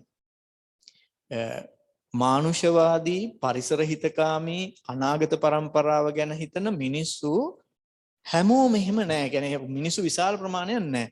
හැබැයි ඉන්න පිරිසගේ හඬ මගින් අර අනිත් පිරිසත් අපිට ඕනනම් වෙනස් කරගන්න පුළුවන්. ඉතින් ඒකයි මගේ බලාපොරොත්තුව. එහෙම නැතුව මිනිස්සු මත බලෙන් මේක පැටවීම නෙමෙයි. ඒ කියන්නේ මේකෙදි මම ඉල්ලීමක් කරන්නේ හෙට දවසේ අපේ අනාගත પરම්පරාව වෙනුවෙන්, හෙට දවසේ මේ ලෝකයේ අනිකුත් සත්වයින් වෙනුවෙන්, හෙට දවසේ මේ ලෝකයේ සමතුලිතතාවයේ රැකගෙන මානව પરම්පරාවට ජීවත් වෙන්න සුදුසු වාතාවරණයක් සැකසීම වෙනුවෙන් ඔබ යම්කිසි කැපවීමක් කරන්න කියන එක තමයි ඉල්ලීම. ඔය කතා කරේ මහා ජීවීන් ගැනනේ. සුද්‍ර ජීවීන් ගත්තොත් ඇහැට පේන්නේ නැති අය අතිවිශාල සංඛ්‍යාවක් ඉන්නවා. මේකේ මේ පෙන්නන අය මේ මැද තියෙන්නේ මුලක් මම මේ පෙන්නලා තියෙන්නේ. එතකොට සුද්‍ර ජීවීන් විවිධ වර්ගයේ අය ඉන්නවා. විශාල සංඛ්‍යාවක් දැකිය හැකි වෙනවා. එතකොට මේ පෙන්නලා තියෙන්නේ මුලක් ආශ්‍රිතව ජීවත් වෙන විවිධ වර්ගයේ සුද්‍ර ජීවීන්. විශාල සංඛ්‍යාවක් සුද්‍ර ජීවීන් දැකිය හැකි වෙනවා. ඊට පස්සේ ඊළඟ එකට ගියොත් එහෙම ඔබ දන්නවද ඔය ගහක මේ ගහක පොළවෙන් මතු පිටට පේන ප්‍රමාණයනේ අපි හිතන්නේ ගහේ පැතිරීම කියලා. ඒ වගේ ගහක මුල පැතිරිලා තියෙනවා ඊට වැඩිය විශාල ක්ෂේත්‍රයක. එතකොට මේකේ තව රූපයක් තියෙනවා. ඒකේ ඔබට පේනවා ඇති මේ හීනි සුදු පාට කෙඳි කෙඳි වගේ ඒ ඉන්නේ දිලීර. එතකොට ආන්නය ගැන ගත්තොතින් එහෙම මෙන්න මෙහෙමයි මේ දැන් අපි හිතමුකෝ ගහක මෙහෙම මුලක් තියෙනවා කියලා මෙහෙම ගහක මුලක් තියෙනවා කියලා මෙහෙම ඔය මුල ආශ්‍රිතව ගොඩාක් ඉන්නවා සුත්‍ර ජීවීන් බැක්ටීරියා ඇක්ටිනෝමයිසිටිස් ආදී විශාල සංඛ්‍යාවක් මේක හඳුන්වනවා ලෝකේ තියෙන කියන්නේ ජෛව විවිධත්වයේ අධිකතම ශුද්‍ර බියෝමය කියලා මේකට කියන්නේ හරි ඒ කියන්නේ මේක ඇතුලේ විශාල ජීවීන් ප්‍රමාණයක් ඉන්නවා මෙහෙම ඒ විතරක් නෙමෙයි මේ එක එක ගස් වර්ගයෙන් වර්ගයට මේගොල්ලොත් එක්ක ඉන්න ශුද්‍ර ජීවීන්ගේ වර්ගත් වෙනස් වෙනවා ඒ වර්ගත් වෙනස් වෙනවා මොකද්ද මේ සම්බන්ධය මෙහෙමයි මේ ගහේ මුලෙන් එළියට දෙනවා මේ සුක්‍රෝස් සීනි වර්ග ඒ වගේ ඇමයිනෝ අම්ල ඒ වගේ ඒවා එළියට දෙනවා. ඒ දෙන්නේ මේගොල්ලන්ටම තමයි. ඒගොල්ලෝ ඒවා අරගෙන වර්ධනය වෙනවා. වර්ධනය වෙලා ඊට පස්සේ මොකද කරන්නේ? මෙයාලා උදව් කරනවා පසේ තියෙන ගහට උරා ගැන්න බැරි විදිහට තියෙන මූලද්‍රව්‍ය තියෙනවා. ඒ කියන්නේ දැන් අපි හිතමුකෝ පොස්පේට තියෙනවා, පොස්පරස් තියෙනවා වතුරේ දිය වෙන්නේ නැති විදිහට. මේගොල්ලෝ මොකද කරන්නේ? ඒවට ඒ ශුද්‍ර ජීවියාගේ ඇඟේ හැදෙන අම්ල දාලා ඒක දිය කළා ගහට උරා ගන්න පුළුවන් මට්ටමට අරන් දෙනවා. මේක හරියට මේක හඳුන්වන්නේ ඉෆෙක්ටිව් මයික්‍රෝබියල් ටෙක්නොලොජි කියලා. ඒතර ඒක ගොඩාක් වෙලාවට භාවිතා කරන්නේ ජපානයේ. මේ ජපාන් විද්‍යාඥයෝ හොයලා තිනවා එක ගස් වර්ගයට ඒ කියන්නේ එක ගස් වර්ගත් එක්ක සිම්බයෝටික් ඒ කියන්නේ සහජීවී ලෙස ජීවත් වන ශුද්‍ර ජීවීන් බැක්ටීරියාව විශාල වශයෙන් ඉන්නවා ඒගොල්ලෝ. ඒ අය මොකද කරන්නේ මාර වැඩ ටිකක් කරනවා. එකක් තමයි මේගොල්ලන්ට ඕනි කරන නයිට්‍රජන් ෆොස්ෆරස් පොටෑසියම් කියන පෝෂක අරන් දෙනවා එක.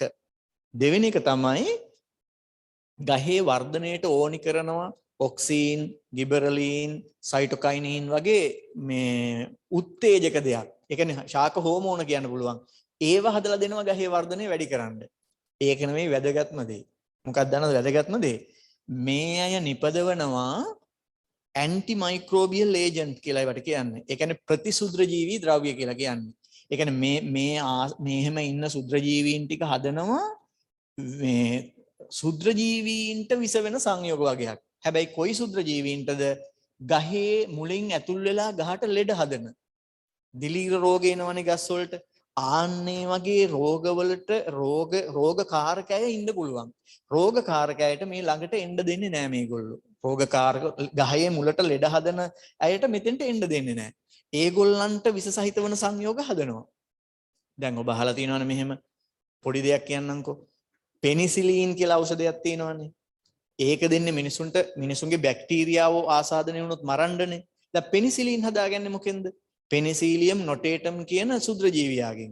ඒ ශුද්‍ර ජීවියාගෙන් ඉපද වෙලා තව ශුද්‍ර ජීවියෙකුට විස වෙනවා. එතකොට මේ ඉන්නේ හිතකර ශුද්‍ර ජීවීන් ටිකනේ. ඒගොල්ලෝ මෙතන ඉන්න තාක්කල් හානිකර අයගෙන් මේ ගහ පරිස්සම් කරනවා. දැන් ඉතින් මේකට දාන්න දිලීරනාශක, වල්නාශක, කෘමිනාශක දාන්න. දාපු ගමන් මේ සොයිල් ඉකෝසිස්ටම් එක මුළු මනින්ම ඉවර වෙනවා. අවුරුදු 2-3ක් යනකොට ඉවරටම ඉවරයි. අවුරුදු 2-3ක් යනකොට ඉවරටම ඉවර වෙනවා. ඒක තමයි ඇත්ත දේ. පැහැදිලිද? එතකොට ඊට පස්සේ මොකද වෙන්නේ? ලෙඩ හදන දිලීර එනකොට ඒකෙන් ප්‍රොටෙක්ට් කරන්න මේගොල්ලෝ නැහැ. ගහේ වර්ධනය වේගවත් කරන සංයෝග හදන්න මේගොල්ලෝ නැහැ.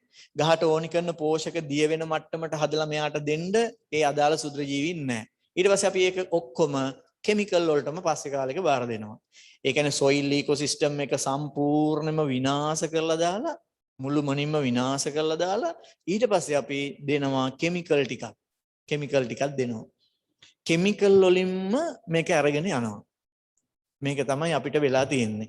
ඊට අමතරව සමහර ශාකවල මෙහෙම සමහර ශාක ගත්තොත් ඒ ශාකවල මේ ටිකේ ඉන්නේ ගොඩක් වෙලාවට බැක්ටීරියානේ. සමහර ශාකවල ඉන්න ඕන්නොම සම්බන්ධ වෙලා ඉන්න දිලීර හොම. මේ දිලීරය හරිද? ඒ දිලීරය හිතකර දිලීරයක්. ඒ දිලීරය මුලට සම්බන්ධ වෙලා ඉන්න ගම අර සුදු පාට කෙඳි කෙඳි වගේ අපි දැක්කේ. ඒ දිලීරය පසෙන් ඕනි කරන පෝෂකාර වගේම අරගෙන ගහට දෙනවා. එතකොට දැන් අපි ලංකාවේ කෘෂිකර්ම විද්‍යාව ඉගෙන ගන්න අය මයික්‍රෝබයොලොජි කරන අය ඕනි තරම් ඉන්නවා විශ්වවිද්‍යාලවල. මගේම ගෝලයෝ කීප දෙනෙක් මේ ළඟදී කිව්වා සර් මම මේ වගේ සුත්‍ර ජීවීන් 8 දෙනෙක් 9 දෙනෙක් විතර අයිසොලේට් කළා කැම්පස් එකේ ඉද්දි මගේ ප්‍රොජෙක්ට් එකට මම ඇහුවා සර් මගේ ප්‍රොෆෙසර් කෙන් ඇහුවා සර් දැන් මම මොකද්ද මේ සාම්පල් ටිකට කරන්න කියලා. ඉතින් ඊට පස්සේ එයා වැඩ කරන්න ගියේ වෙන ශාස්ත්‍රයක. එතකොට එයාට ඒක වැඩක් නැහැ. ඊට පස්සේ එයා කිව්වා ඉතින් මොකද කරන්නේ අර කානුවට හලලා ආවයි කියලා. වෙන් කරගත්ත සුද්ධ ජීවීන් ටික. ඊළඟට එයාගේ රිසර්ච් රිපෝට් එක තාම මේ පුස්තකා අර මේ ලයිබ්‍රරියේ තියෙනවා. ඒ කියන්නේ අපිට විශේෂඥයෝ නැත්තේ නෑ. අපිට මේ සුද්ධ ජීවීන් පිට රටින් ගෙන්නන්න ඕනේ නෑ. හැබැයි රසායනික පොහොර විශාල වශයෙන් දාපු ශාස්ත්‍රයක නම් ඒගොල්ලෝ නැහැ.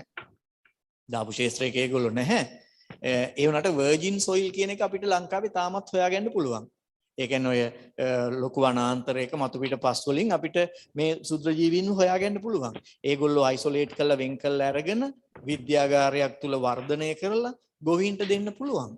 දැන් සමහර වෙලාවට මේ කාබනික වගාව ඕගනික් ෆාමින් කියනකොට ගොවීන් තුල එන්නේ වෙන අදහසක්.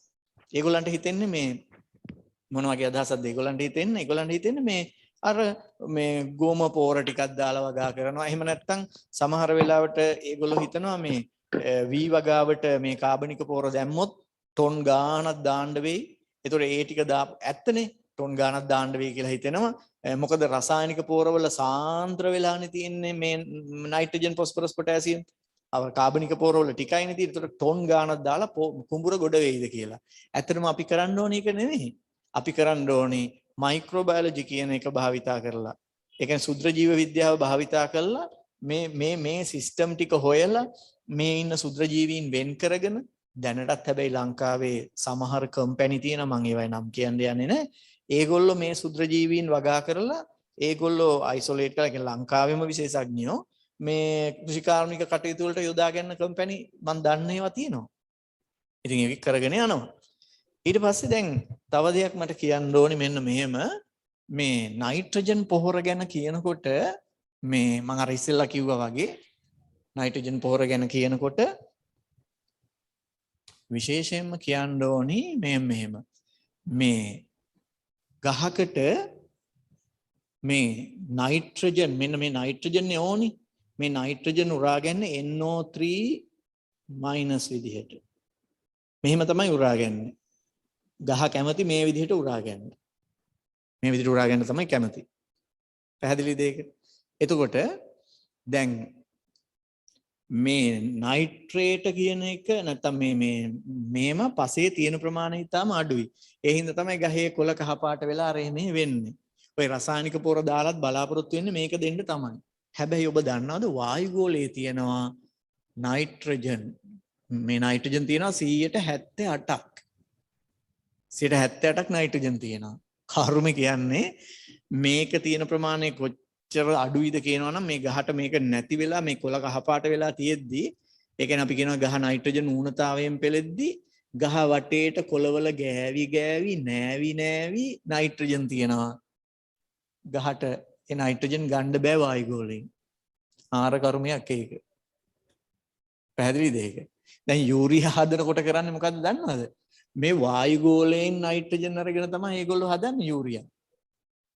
එතකොට මේක මෙයාලට ගන්න බෑ. ගන්න බැරි වෙන්න හේතුව ස්වභාව ධර්මයේ ඒකට අවස්ථාව දීලා නැහැ. හැබැයි මේ පසේ ඉන්නවා සමහර සුත්‍ර ජීවීන් ඉන්නවා. ඒ සුත්‍ර ජීවීන්ට දීලා තියෙනවා chance එක මෙන්න මේ නයිට්‍රජන් ගන්න පුළුවන්. මෙයාට ගන්න බෑ. අට ගන්න බෑ. නයිට්‍රජන් ගන්න පුළුවන්. අරගෙන ඒගොල්ලෝ හදනවා NH4 ධන කියලා අයන වර්ගයක්. මේ තියෙන නයිට්‍රජන් තමයි මෙතෙන්ට ගන්නෙ. එතකොට එහෙම ගත්තට පස්සේ මේකත් ගහට එච්චරම උරා ගන්නේ නැහැ ටිකක්. එයා අකමැති මේ විදිහට උරා ගන්න. මේ විදිහට තමයි ගොඩක්ම කැමති. එතකොට මේ සමහර සුද්ධ ජීවීන් ඉන්නවා මෙන්න මේක මේ தත්වෙට හරවලා දෙනවා. දැන් ඔන්න බලන්න මෙතන මේ නයිට්‍රජන් මෙතෙන්ට අරන් දෙන්න දායක වන්නේ සුද්ධ ජීවීන්, මේක මේ தත්වෙට හරවලා දෙන්න දායක වෙන්නේ සුද්ධ ජීවීන්. ඉතින් වායුගෝලයේ 178ක් නයිට්‍රජන් තියෙනවා නම් යූරියාවල කොච්චරයිද තියෙන්නේ නයිට්‍රජන්? යූරියාවල නයිට්‍රජන් තියෙන්නේ 146යි. යූරියාවල නයිට්‍රජන් තියෙන්නේ 146යි. වායුගෝලයේ 178ක් නයිට්‍රජන් තියෙනවා. එතකොට ඒ නයිට්‍රජන් මෙහෙම ගන්න සුද්ධ ජීවීන් ඉන්නවා. ඒක ආපහු මේ ගහට උරා ගන්න පුළුවන් විදිහට හදලා දෙන්න සුද්ධ ජීවීන් ඉන්නවා. දැන් ඔබ මගෙන් අහයි කෝ ඒගොල්ලෝ නංගේ නම් මොනවද කියලා. නම් මම තව ටිකකින් ඒගොල්ලෝ ඒ නම් ඒවා මොනවද කියලා කියන්නම්. එහෙම ඉන්නවා සුද්ධ ජීවීන්. එතකොට මට මේ කියන්න උවමනාව තියෙන වෙන මොකක්වත් නෙමෙයි. මේක ඇතුලේ තියෙනවා සොයිල් ඉකෝසිස්ටම් එකක්. ඒක ඇවිල්ලා ඒක සිස්ටම් එකක්, ඒක පද්ධතියක්, ඒක ස්වභාව ධර්මයෙන් හදලා තියෙන එකක්.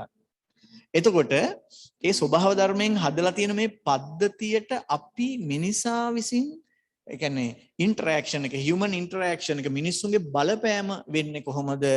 බලපෑම වෙන්නේ මෙහෙමයි. මේක තමයි බලපෑම. මේ මොනවද? රසායනික පොහොර සහ පලිබෝධ නාශක. මේ දෙකම කපලා මන් ලියන්නම්කෝ. වස්ස විස. ඔක තමයි දාන්නේ. ඇත්තටම ඔය කියන ඔය රසායනික ද්‍රව්‍ය ගොඩක් වෙලාවට දෙවෙනි ලෝක යුද්ධ කාලේ හදපුවානේ. දෙවෙනි ලෝක යුද්ධ කාලේ මිනිස්සු මරන්න හදපුවා ඕවා. යුද්ධේ නිමා වුණායින් පස්සේ මේවයින් කරන්න දෙයක් නැහැ. ඊට පස්සේ ඒගොල්ලෝ ඒ හදන කර්මාන්ත ශාලාවල මොකද කරේ කියන්නේ? මේ පලිබෝධනාශක කියලා જાතියක් හදලා එව්වා අපිට. අපිත් මුකුත්ම ගණන් බැලුවේ නැහැ. ඉවත් බවක් මුකුත් බැලුවේ නැහැ. අපේ මුළු සොයිල් සිස්ටම් එකම, සොයිල් ඉකෝසිස්ටම් එකම විනාශ කරගත්තා අපි. දැන් ඔබ මගෙන් අහයි ඉතින් කමන්නේ රසායනික පොර දාලා වගාකමුකෝ කියලා. පලිබෝධනාශක දාලා. දැන් ඒ පලිබෝධනාශක සහ රසායනික ද්‍රව්‍ය ගෙන්නන්න කොච්චර විදේශ විනිමයක් යනවද? අපේ රටේ තියෙන සල්ලි දැන් ඩොලර් නැතුව අපි ඉන්නවා. ඒ සල්ලි කොච්චර යනවද? ඒකල අපිට යහපතක් වෙන්නේ නැහනේ. වෙන්නේ මොනවා වෙන එකද? වෙන්නේ මේ රසායනික ද්‍රව්‍ය වලින් අපේ සෞඛ්‍ය පිරිහිලා යනවා. ඒ විතරක් නෙවෙයි අපේ පරිසර පද්ධති සම්පූර්ණයෙන්ම විනාශ වෙලා යනවා. දැන් මේ යූරියා දාපුවාම කෘෂිකර්ම දෙපාර්තමේන්තුවේම දත්තවල කියනවා උරා ගැන්නේ දාපු ටිකෙන් 120යි. ඒ කියන්නේ 170ක් හේදිලා යනවානේ. හේදිලා ගිහිල්ලා ජලාශවල තමයි එකතු වෙන්නේ. එතකොට අපි ගත්තොත් එහෙම සමහර කෘෂිකාර්මික ප්‍රදේශ ආශ්‍රිතව තියෙන ජලාශවල මේ දැන් විශාල වශයෙන් මේ පොහොර ගිහිල්ලා එකතු වෙලා තියෙනවා. එතකොට වෙන්නේ ඒකේ ඇල්ගේ ගොඩාක් වර්ධනය වෙලා අර තියෙන්නේ අර බීග්‍රේ වැව තියෙන්නේ. අර මේ කොල්ල පාට වෙලා ඇල්ගේ හැදිලා කියන්නේ ඕවර් ග්‍රෝවින් එකක් වෙලා ඇල්ගාවන්ගේ මුළු ජලාශයේම ජෛව විවිධත්වය විනාශ වෙන්න පුළුවන්. අපි ඒකට කියන්නේ ඉයුට්‍රොපිකේෂන් කියලා. ඒ කියන්නේ ජලාශයේ සුපෝෂණය කියලා එකකින් කියන්නේ. ඒතර මේ පද්ධති හැම එකටම මේකෙන් හානි කරයි. ඉතින් ඒක නිසා මෙන්න මේ සුත්‍රජීවී සමුදාය ආපහු අපිට හදාගන්න පුළුවන්. මම කියන්නේ මෙන්න මේ නැති වෙලා ගිය සොයිල් ඉකෝසිස්ටම් එක ආය හදන්න ඕනේ කියන එක. ඒකට විවිධ ක්‍රම තියෙනවා හදාගන්න පුළුවන්. අපි යමු 18 වෙනි එකට. 18 පිටුව. 18. ඔය මම නිකන් අර ඕගලන්ට මේක නිකමට නිකන් කියන්නේ අර ඉන්නවා කිව්වට කවුද කියලා කියන්නේ නෑනේ. එතකොට නයිට්‍රජන් ප්‍රයෝජ්‍යකරණය කරනවා කියලා කියන්නේ අර වායුගෝලයේ නයිට්‍රජන් පසට ගන්න අය. ඒතර එහෙම බැක්ටීරියාව ඉන්නවා, රයිසෝබියම් කියලා ඉන්නවා, ඇනබීනා කියලා ඉන්නවා. ඒගොල්ලන්ට කියන්නේ සිම්බයොටික් අය. ගහත් එක්ක සහජීවීව ඉන්න අය. රූට් ඇසෝසියේටඩ් කියලා ඉන්නවා. කියන්නේ ගහ ආශ්‍රිතව, ගහේ මුල් පද්ධතිය ආශ්‍රිතව ඉන්නවා. ඇසෝස්පිරිල්ලම් කියන අය. එතකොට එහෙම නැතුව පසේ නිදහසේ ජීවත් වෙන අය ඉන්නවා. ඇසොටෝබැක්ටර්, නොස්ටොක් වගේ අය. එතකොට ඒගොල්ලන්ට පුළුවන් අර නයිට්‍රජන් ප්‍රයෝජනයට ගන්න තත්ත්වයට ගේන්න. අපි ගියොත් 19 වෙනි පිටුවට මේ 19 ඔව් හරි. මෙන්න මේ 19 වෙනි පිටුවට ගියොතින් එහෙම ඔබට පේනවා ඇති මෙන්න මේක දැකලා තියෙනවද ඔයගොල්ලෝ? හොඳට බලන්න මේ ඔය අතේ තියෙන චූටි පැලෑටිය මොනවද කියලා දැකලා තියෙනවද? ඕක බලන්න අර කුඹුරේ වී ගස් වල මතු පිට හැදිලා තියෙනවා. එතකොට අර කුඹුරේ මතු පිටත් ඒවා දකින්න ලැබෙනවා. ඕක මෙන්න මෙහෙම කතන්දරයක්. මේ ඕක භාවිතා කරනවා මේ සමහර රටවල් වල. ලංකාවේ නම් මම දැක්කේ නෑ එච්චර පාවිච්චි කරනවා. සමහර රටවල් වල භාවිතා කරනවා මේක මෙහෙම. ඉන්දුනීසියාවේ භාවිතා කරනවා. බරපතල ලෙස භාවිතා කරනවා. ඉන්දියාවේ සමහර ප්‍රදේශවල භාවිතා කරනවා. ඉන්දියාවේ එක ප්‍රාන්තයක් තියෙන මට ඇත්තටම මේලාවේ නම මතක නෑ. මේ මුළු ප්‍රාන්තේම තනිකරම මේ කිසිම රසායනික ද්‍රව්‍යයක් භාවිතා කරන්නේ නැහැ වගාවේදී. හරි. මේකෙදි කරන්නේ දැන් මෙහෙම වී ගස් මෙහෙම තියෙනවා නම් මෙහෙම මේ වී ගස් තියෙන වතුර මතු පිට ඔය පොඩි පැලේ හැදෙන්න ආරිනවා මෙහෙම. හරි සියුම් පැලයක්. මේකේ නම ඇසොල්ලා. ලංකාවේ තියෙනවා මේක. හැබැයි සැල්වීනියා නෙමෙයි. පුංචි මේ පත්‍ර තියෙන. මේකේ මෙහෙම පත්‍රයක් මෙහෙම ගත්තොත් පත්‍රයක් ඔය පත්‍රයේ මෙහෙම මේ වගේ අවපාතන තියෙනවා. මෙන්න මේ තැන් වල ඉන්නවා ඇනබීනා කියන සයනෝ බැක්ටීරියාව. එයාට පුළුවන් වායුගෝලයේ තියෙන නයිට්‍රජන් ගන්න මෙහෙම. එතකොට යම් දවසක මේ වතුර අඩු කරලා වතුර හිඳිලම යනවනේ. ඒ කියන්නේ වී ගස්න නෙලා ගන්නකොට. එතකොට මේ ටික ඔක්කොම ඇවිල්ලා පසට මිශ්‍ර වුණාම සාමාන්‍යයෙන් හෙක්ටයාරයකට මේ යූරියා දැම්මා වගේ දෙගුණයක් විතර නයිට්‍රජන් ප්‍රමාණය මේකෙන් ලැබෙනවා. ඊළඟට අනිත් එක තමයි මේක වැස්ම තියෙනකොට වල් පැලෑටි මතුවෙන එකත් අඩු කරගන්න පුළුවන්. ඉතින් මේ තියෙන ඕනි තරම් ක්‍රම ලෝකේ ස්වභාවික ක්‍රම. ඉතින් අපි ඇයි මේ ස්වභාවික ක්‍රම භාවිතා කරන්නේ නැත්තේ කියන එක තමයි මට තියෙන ගැටලුව. හරි. අපි ඊළඟ එකට යමු.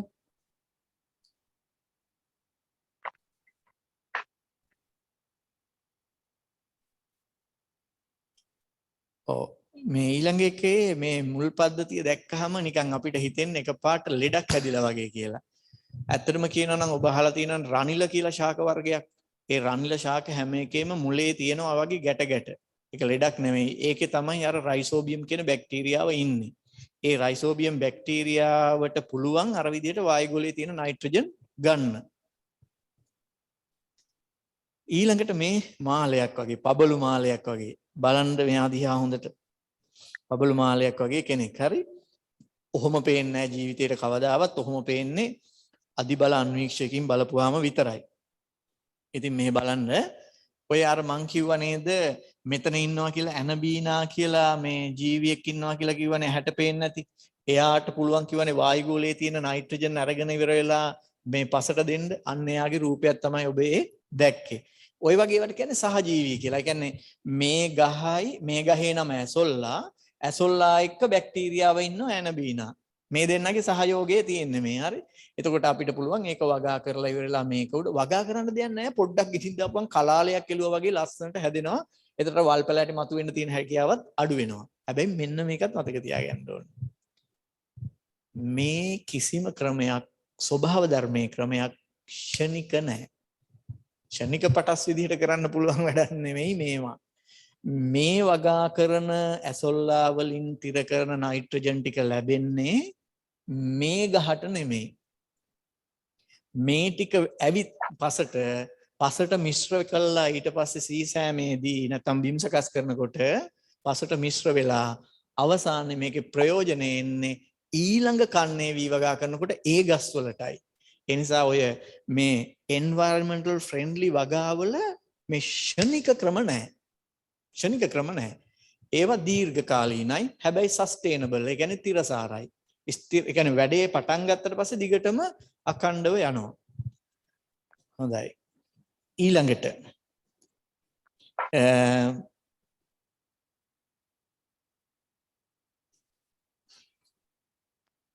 මම මේව කෙටියෙන් කියන්නම්. මේවයි නම් මම වැඩි කියන්න යන්නේ නැහැ.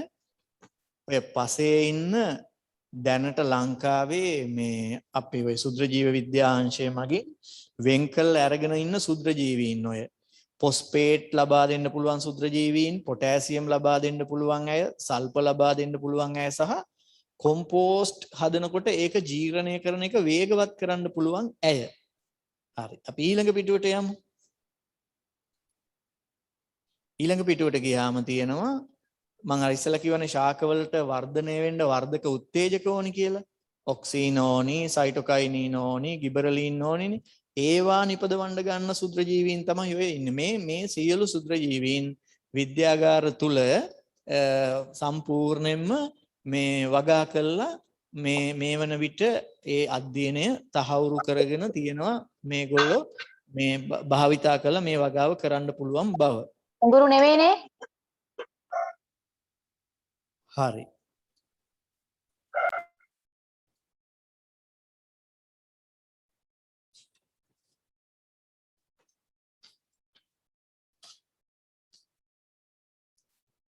අලි 32 වෙනි පිටුවට යමු.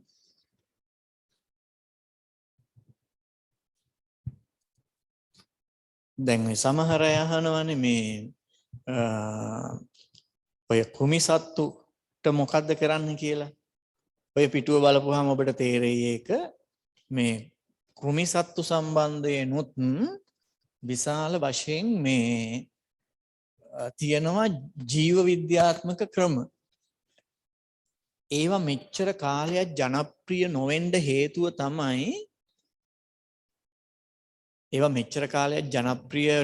හේතුව තමයි මේ ප්‍රධාන හේතුව ඕනතරම් පලිබෝධනාශක තියෙනවා නම් වෙළඳ පොලෙන් මිලදී ගන්න අපේ ගොවීන්ට සාමාන්‍යයෙන් පරිසර හිතකාමී දේවල් අනිත් අයගේ ජීවිත පරිසර පද්ධතියට වෙන හානිය ගැන හිතන්න බොහෝ අයට අවශ්‍යතාවයක් නැහැ. ඉතින් ඒක නිසා මේ ක්‍රම එච්චර දියුණු වෙලා නැහැ. දැන් හොයාගෙන තියෙනවා සමහර දිලීර හොයාගෙන තියෙනවා. ඒ දිලීරයෙන් අපිට අර හානි කරන පලිබෝධකයව විනාශ කරන්න පුළුවන්. එතකොට ඒක වෙන කොහෙන්වත් ගෙන ආපු දිලීරයක් නෙමෙයි. මේ පරිසරයේම තියෙන දිලීරයක්. දැන් මෙහෙම හිතන්නකෝ අපිට බැක්ටීරියාව නිසා ලෙඩ හැදෙනවා. නමුත් සමහර බැක්ටීරියාව ඉන්නවා මිනිස්සුන්ට සත්තුන්ට අනිත් අයට ලෙඩ හදන්නේ නැහැ. අර ව්‍යාධි අපිට හානි කරන කෘමියට විතරයි ලෙඩේ හදන්නේ. ඉතින් ඒතකොට අපිට ඒ වගේ කෙනෙක්ව යොදා ගන්න පුළුවන්. ඒ විදිහට දිලීර බැක්ටීරියා යොදා ගන්න පුළුවන්. ආය අපි ගියොත් 33 වෙනි පිටුවට ගියොත් ඔව් මේක දිහා බලන්න හොඳට.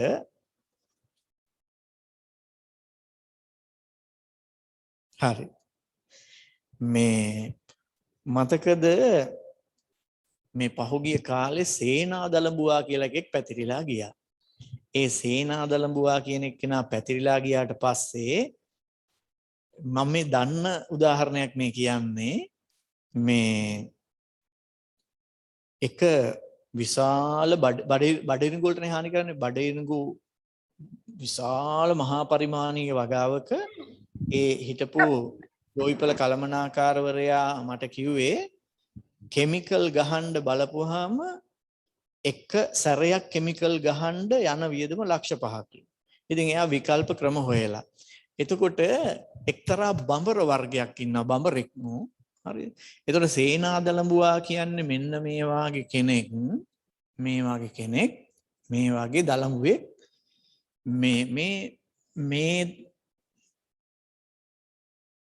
මේ හොයාගත්ත කෘමියා කරන්නේ හරි ෂෝක් වැඩක්.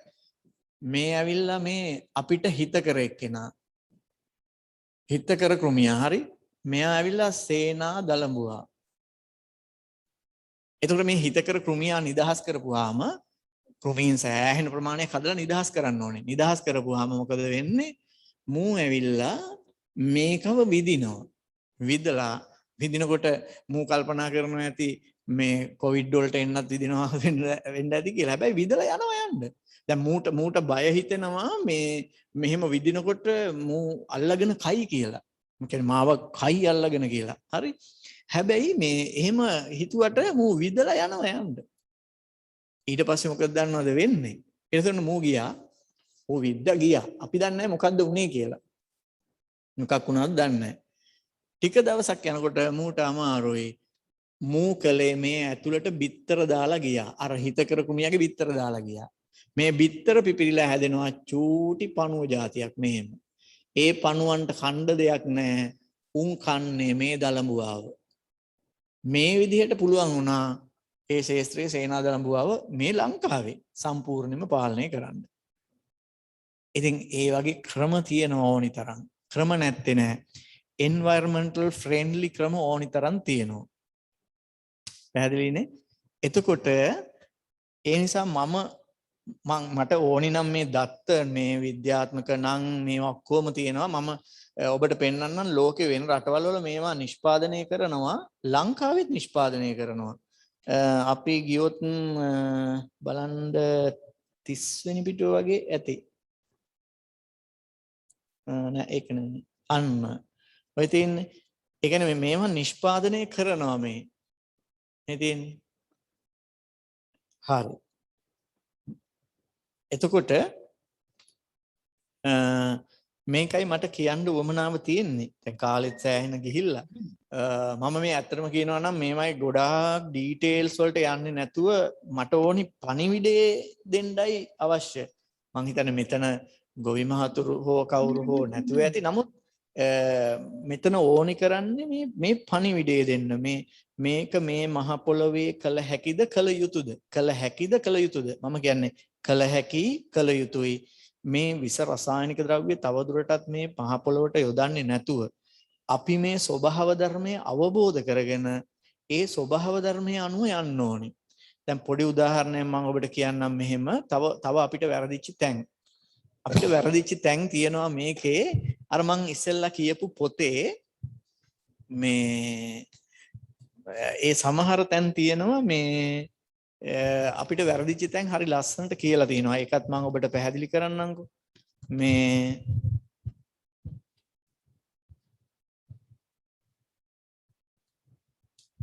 මේ පොතේ එක තැනක කියනවා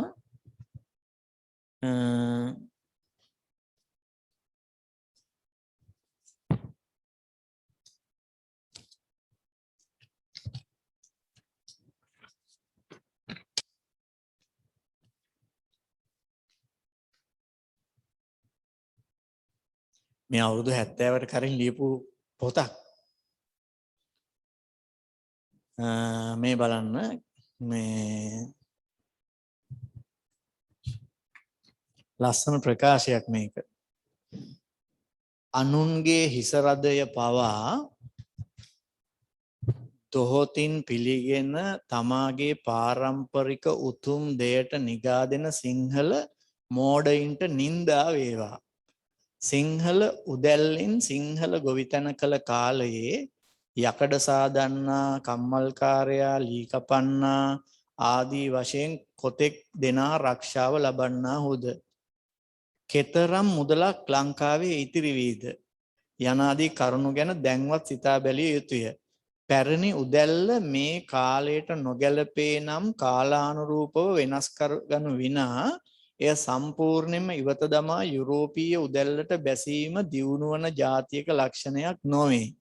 මෙරට ගොවිතැන નિසරු වීමට ඇති හේතුන් අතර මේ උදළු පළහිලව්වත් ප්‍රධාන ස්ථානයක් ගනී.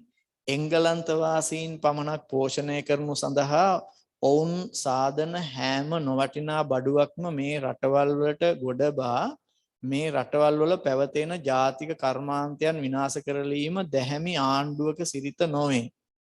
සිංහලයින්ට සිංහල උදළු තිත්ත වූයේ පාලකයින්ගේම ප්‍රචාරණ ක්‍රියා නිසා බැව් සත්‍යයකි. ඉතින් ඒක නිසා දැන් මේ ඒ කාලේ ඉඳන්ම මේ අර්බුදය ඇවිල්ලා තියෙනවා කියලා මට පේනවා. ඒ කියන්නේ මම මේකෙදි ඔය පොතේ නැති වෙන දෙයක් පැහැදිලි කරන්න යනවා. ඒ තමයි මෙන්න මේක. මේ අපිට වෙච්ච දේවල් මේ බලන්න. දැන් මේ අපේ පොළව මේ අපේ සාමාන්‍යයෙන් ගස්වල මුල් හැදෙන මට්ටම මෙහෙම. ලංකාව අපි කියන්නේ ඝර්මකලාපීය රටක්. ඝර්මකලාපීය රටකට වැටෙන කොළරොඩු තියෙනවා නම් මේ ගස්වල වැටෙන ඒවා මේ පසේ තියෙන උෂ්ණත්වය නිසා අපේ සුද්‍රජීවීන්ගේ ක්‍රියාකාරීත්වය හරි වේගවත්. ඒ නිසා සාමාන්‍යයෙන් අඟල් 4ත් 6ත් අතර ප්‍රමාණයක් යනකම් විතරයි සරුපසක් තියෙන්නේ. නමුත් එංගලන්තේ ගත්තොත් එහෙම එංගලන්තේ මේක පල්ලහැට යනවා අඟල් 9ක් විතර වගේ යනකම් තියෙනවා. මොකද ඒකට වැටිච්ච ඒවා ශීත කාලය තුල ජීර්ණය වෙන්නෙම නැති නිසා ගොඩක් යට ගිහින් තියෙනවා.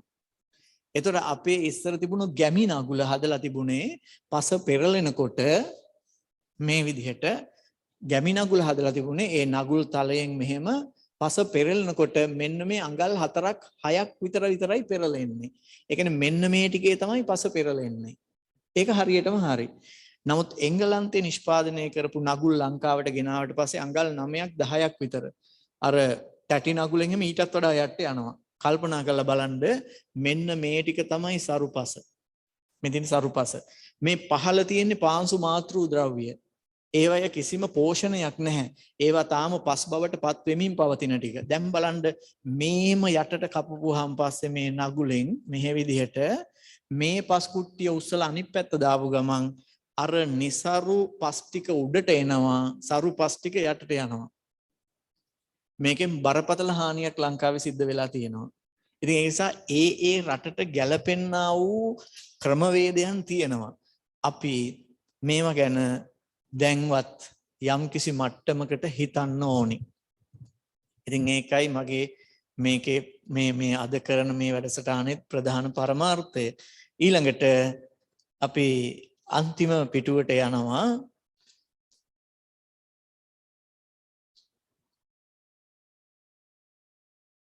අන්තිම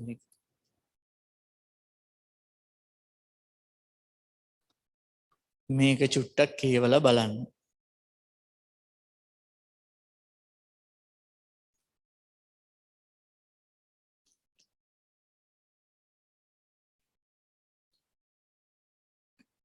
මේකේ දෙවෙනි ඡේදයේ කියනවා එක ලයකින් එක් පවුලක සියලු දෙනාම බැඳ තබන්නාක් මෙන් සියලුම දේ එකම හුයකින් බැඳී පවතී. මිහිකත මත ජීවන ජාලය මිනිසා විසින් ගෙතුවක් නොවේ. ඔහු එහි එක හුයෙක් පමණි. මේ ජීවන ජාලයට ඔහු විසින් කරන සෑම දෙයක්ම ඔහු තමාටද කරගන්නා දේ බව මතක තබා ගන්න. ඔක තමයි සියටල් කිව්ව දේ. ඉතින් ඒක නිසා මම උත්සාහ ගත්තේ මේ ලෝකයේ මේ පරිසරය කියන එක තුල තියෙනවා යම් කිසි සමතුලිත ස්වභාවයක්. ඒ සමතුලිත ස්වභාවය ඇතුලේ ඉඳගෙන මිනිසාට ගමනක් යන්න පුළුවන් නම් ඒ ගමන සාර්ථකව යන්න පුළුවන්. හැබැයි මිනිසා හිතනවා නම් මේ සියල්ල මට ඕන විදිහටයි තියෙන්නේ, මට ඕන විදිහක් මං කරනවා කියලා මිනිසා තීරණය කරනවා නම් අන්න එදාට මිනිසාගේ පැවැත්ම තහවුරු වෙන්නේ නැහැ. ඒ කියන්නේ දැන් අපි මේ දේශනය අහපු ගොඩාක් අය සමහර විට මගෙන් අහයි මේ ක්‍රම වලින් කෘෂිකාර්මික කටයුතු කරන්න ගියාම අස්වැන්න අඩු වෙයි නේද කියලා. ඔව් අවුරුදු 2ක් විතර යනකම් යම්කිසි අඩුවීමක් වෙලා ආපහු හරියයි. අනිත් පැත්තට මම ඔබෙන් අහනවා මේ රසායනික ක්‍රම දිගටම භාවිතා කළොත් අස්වැන්න වැඩි කරගෙන ගිහින් අන්තිමට කණ්ඩ මිනිස්සු නැති වෙයි. ඒ කියන්නේ මිනිස්සු රෝගීන් බවට පත් වෙයි අවසානයේ. අන්න එතකොට අපි කරපු සංවර්ධනය තිරසාර නැහැ, සස්ටේනබල් නැහැ.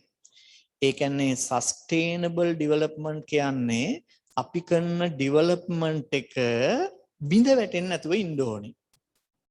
එතකොට පරිසරය සම්පූර්ණයෙන් විනාශ වෙනවා නම්, හුස්ම ගන්න වායුගෝලය සුදුසු නැත්තම්, බොණ්ඩ වතුර සුදුසු නැත්තම්, පිළිකා රෝගීන් 3-4 ගුණයකින් වැඩි වෙලා නම්, පිළිකා රෝහල් ගණන වැඩි වෙනවා කියලා කියන්නේ සෞඛ්‍ය දියුණු වෙනවා කියන එක නෙමෙයි.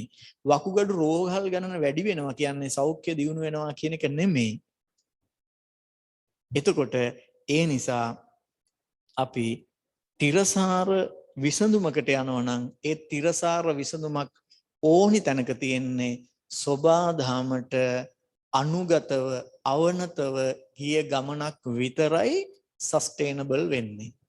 ඉන් එහා ඒවා ඒ වය පවතින සංවර්ධනය පවත්වා ගන්න පුළුවන් කාල සීමාව බොහොම පොඩි කාල සීමාවක්. ඉන් පස්සේ ඒක බිඳ වැටෙනවා. ඉතින් ඒක නිසා අවසාන වශයෙන් මට කියන්න තියෙන්නේ සෝබා දහමට නොවන අවනත ලෝකයේ කිසිවක් නැහැ. සෝබා දහමට අවනත නොවන ලෝකයේ කිසිවක් නැහැ. චූටි කාලයක් අපිට එහෙම යන්න පුළුවන්. නමුත් ඒ කියන්නේ මේ පෘථුවිය පටන් අරන් දැන් මේ වෙනකොට වසර පෘථුවියේ ජීවය පටන් අරන් වසර 10,3500ක් වෙනවනේ. එතකොට අවුරුදු 100ක් විතර වගේ කාලයක් කියන්නේ පුංචි කාලයක්නේ. අවුරුදු 100ක් විතර කාලයකදී අපි මේ ස්වභාවික සිස්ටම් එක සම්පූර්ණයෙන්ම වෙනස් කරලා ඉවර වෙලා අපි හිතනවා නම් අපි සබහා දහමටත් අභියෝග කරගෙන ගමන ගියා කියලා. සබහා දහම පැත්තකට වෙලා හිමින් ඔහේ නිකන් නෝන්ඩියට වගේ hina වෙනවා ඇති. හරි ඵලයල්ල කොහොම කියලා. රිටර්න් එක ඉතාම ඉක්මනින් එනවා. ඉතින් ඒක නිසා අපිට මේ ලෝකයේම මිනිසුන්ව ස්වභාව දහමට අවනත කෙනෙක් බවට පත් කරන්න උත්සාහ කරනකොට අපිට ඒක කරන්න පුළුවන් වෙයිද නැද්ද දන්නේ නැහැ. නමුත් හරි දේ වෙනුවෙන් පෙනී සිටීම තමයි මගේ ජීවිතේ බලාපොරොත්තුව. ඉතින් ඒක නිසා මේක ඇත්තටම මේ තාක්ෂණික දේශනයක් නෙමෙයි. මට ඕනේ ඔබේ මෙන්ටැලිටි එක හදාගන්න විතරයි. ඒ කියන්නේ මෙහෙම ක්‍රමයකට යන්න පුළුවන්. ඒකට විකල්ප තියනවද? ඒක කළ හැකිද? ඔව් ඒක කළ හැකි. ඒක සමහර අය හිතනවා නම් ආපස්සට යෑමක් කියලා කෘෂිකර්මයේ නැහැ.